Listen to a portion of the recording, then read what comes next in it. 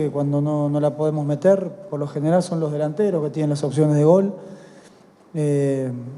Diego tuvo una que cabeció, otra que no llegó. Brian Fernández tuvo otra que le saca el arquero.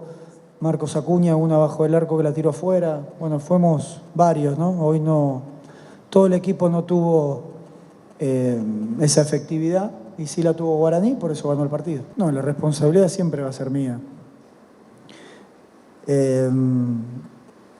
Nosotros vinimos acá a buscar la clasificación, ese fue nuestro objetivo, ganar el partido.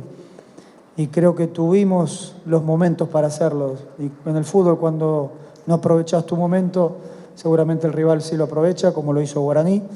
Entonces, bueno, dolido por eso, como todo el plantel, con bronca, y nada, ahora con esto hay que masticarla, hay que pensar en lo que viene, hay que recuperar a los jugadores, y gracias a Dios todavía tenemos una chance de local para poder ponernos de vuelta en la clasificación y en la pelea de vuelta.